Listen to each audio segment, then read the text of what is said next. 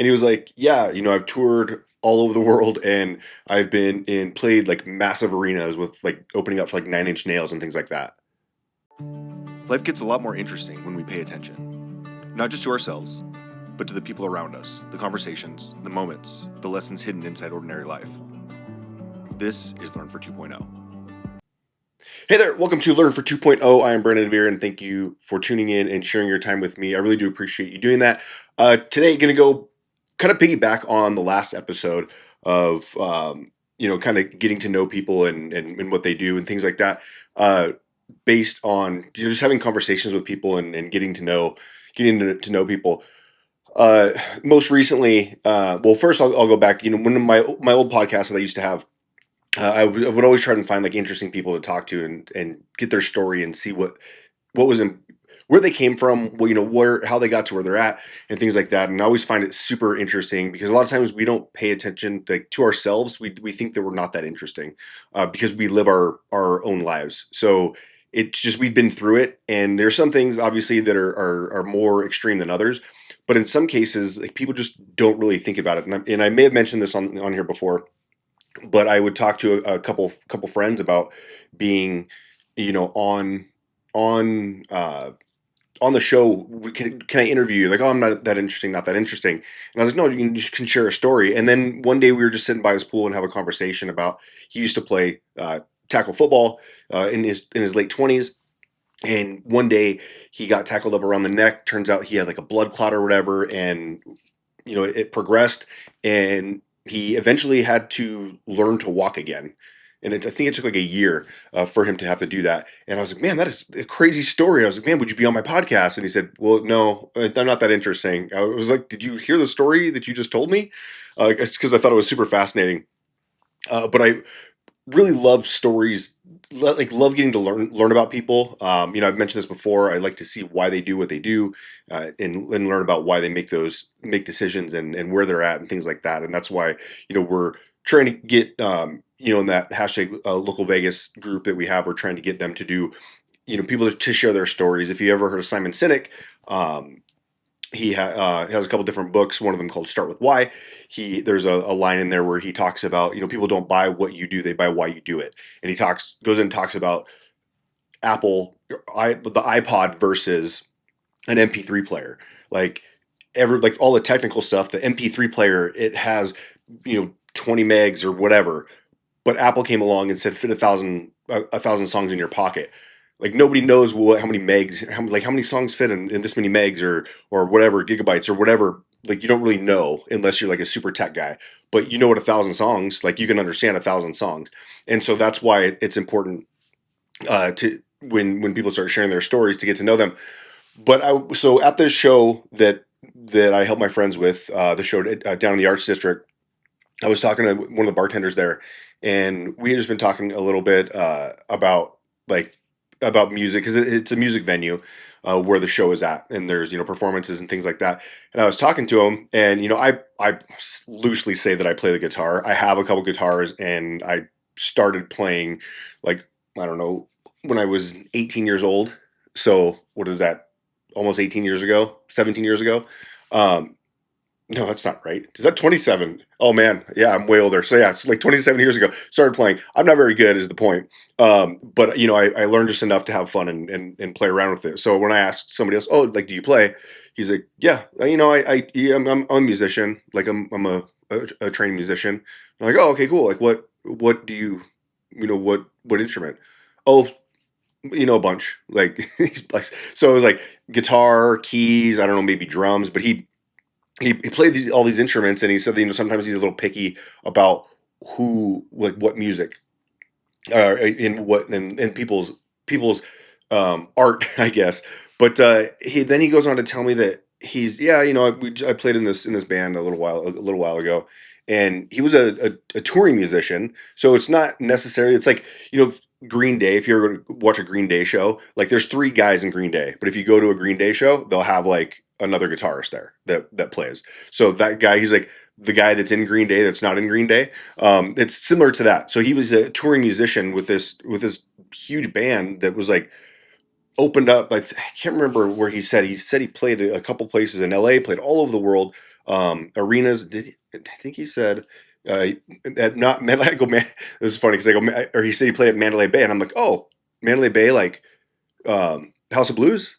And he's like, no, no, no, like they're so Mandalay Bay has its own little like arena, kind of like MGM. MGM Grand has the Grand Garden Arena, I believe it's called, where you can go watch. A friend of mine and I and our wives went to see Pearl Jam there, like within the last couple of years. But it's that type of venue. Right now, that's where the Las Vegas Aces play. So to kind of give you an idea, it's an arena style. So he and I was like, oh, House of Blues, because House of Blues is like a much more intimate. It's still a really cool venue. It's just much smaller. So it was really cool to find that information out. And this is the third time that I've had a chance to talk to him, and it's like you just and now he's like he just said his on his bucket list. He's like, I've been fortunate enough to have a ton of my bucket list be covered from that. So I thought that was really cool, and just a reminder to kind of just have conversations with people. It's funny because in my group of friends, I'm always the one that sits up front. They make sure I'm the one that sits up front, like Uber or Lyft, because I talk to the driver. Because when Uber and Lyft came out originally, I was really fascinated with the people that were Uber drivers, and I was obviously Uber's like the Kleenex, right? It's the Kleenex of ride shares, right? You say Uber when you're getting a Lyft and things like that. But when Uber came out, I first started talking to the drivers, and I would sit up front. Like it felt weird to me to just hop in the back of somebody's car and then like they drive me, right. It's not as weird to me anymore, but it was super weird in the beginning. So I'd always be like, hey, can I sit up front? Most people would say yes, but I get in and have a conversation with them, and I usually have a couple like standard questions that I'd ask them. One was, were you a taxi driver before this?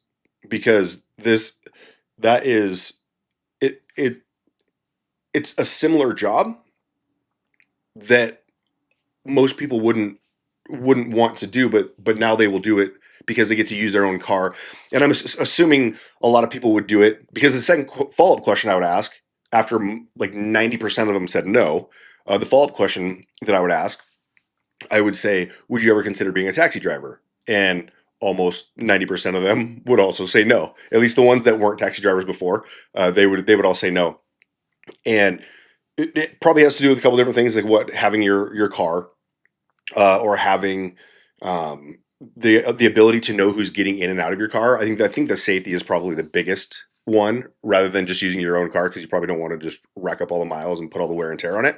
You probably prefer to do that for the company car, but but the idea that who is getting in and out and where you're going, like before you get there, and you have the ability to turn it off and turn it on. A lot of people, I run into a lot of drivers that will, if we get a ride from our home down to the strip, when we get down there, they'll turn their ride share off, and then they'll get out and about, or away from from there, because they'll get stuck. If you're not familiar, if you're from out of Vegas and you come visit and you go and you take a ride from like Aria to Cosmopolitan, which are literally like basically next door to each other. Uh, you like it could be like a 30-40 minute ride because of just the way that you have to go, especially at what time, like if there's people crossing the streets and things like that.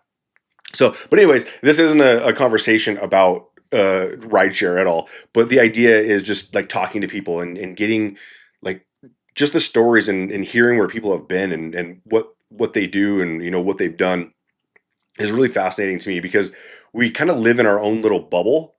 And even though things like TikTok and stuff like that are out there, our bubble gets expanded a little bit, but the algorithm kind of keeps us in there. Like if you're on your TikTok, you'll see you'll get like a bunch of like the same type of videos over and over, and then one will sneak in, and it's just testing to see, is this something that you would like? Is this something that you would like?